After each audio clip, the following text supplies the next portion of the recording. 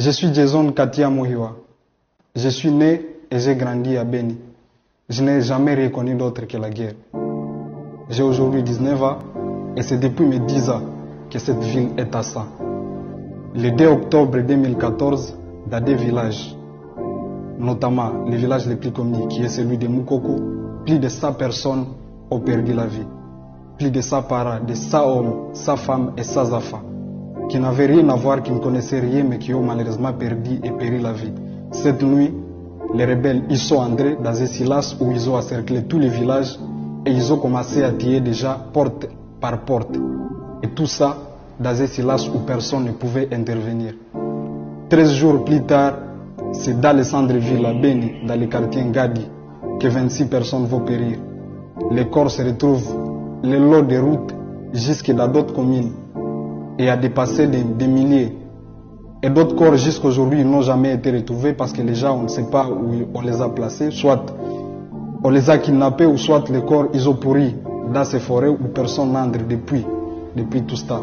Et le 20 novembre de cette même année, plus de 120 autres personnes sont mortes à Masurukwede, à Vemba et à Tipiomba.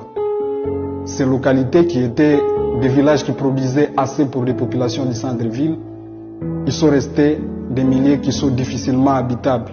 Toute la population qui est restante, elle s'est vidée. Et aujourd'hui, la population qui était en abondance a du mal à pourvoir même à sa propre nourriture.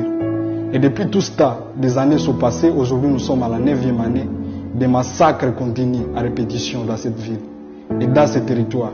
Pourtant, personne n'en parle. Pourtant, les souvenirs sont encore moindres.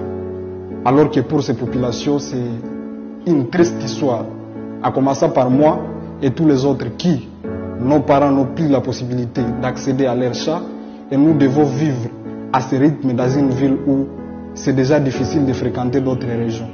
Je pense qu'à cette date, la date d'hommage, c'est une date où on se souvient de ce qu'a été ces personnes dans nos vies, de ce qu'ils ont représenté sur nos cœurs.